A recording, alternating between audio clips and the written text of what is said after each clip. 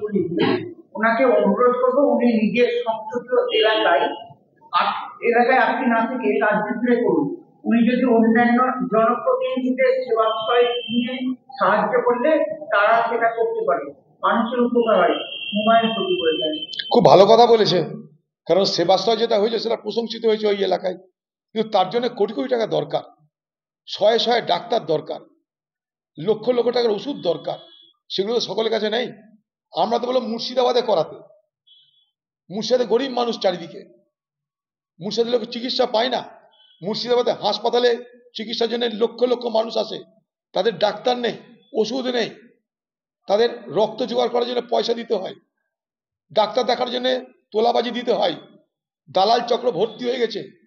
তাই ভালো কথাই বলেছে তো, যে সেবাশ্রয় থেকে দিদি শিখুক কিছু, যে তাঁরই খোকাবাবু কত সুন্দর ডায়মন্ড হারবারে প্রোগ্রাম করেছে, তার জন্য প্রশংসিত হচ্ছে, তার দলের লোকেরা প্রশংসা করছে। তো সব থেকে এগিয়ে এসে দিদির উচিত যে তার দলের একটা মহান নেতা, সে সেবাশ্রয় নামক যে সেবা করছে তার মডেল বিভিন্ন রাজ্যের গ্রামে গ্রামে সেখানটায় সেটা হোক, মানে দুয়ারে সেবাশ্রয় চালু হয়ে যাক। দুয়ারে রেশন হয়েছে, দুয়ারে লক্ষ্মীর ভান্ডার হয়েছে, আমি দিদিকে অনুরোধ করব দুয়ারে এবার সেবাশ্রয় নিয়ে চলে আসুন। আপনার পার্টির কোন নেতা পেরেছে, আপনি বা কেন পারবেন না? তা দুয়ারে সেবাশ্রয় চালু হয়ে যাক।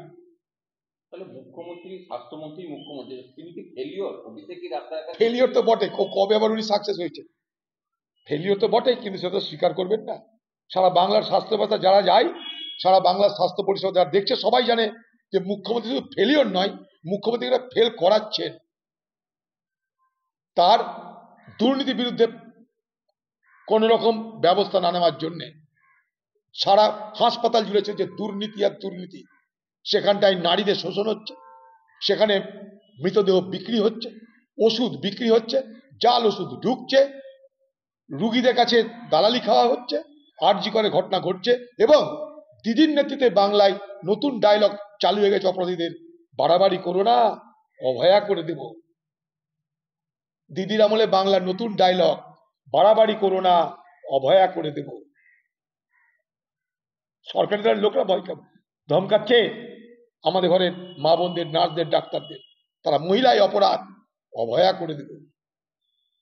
রদ বদলের মুখে দলের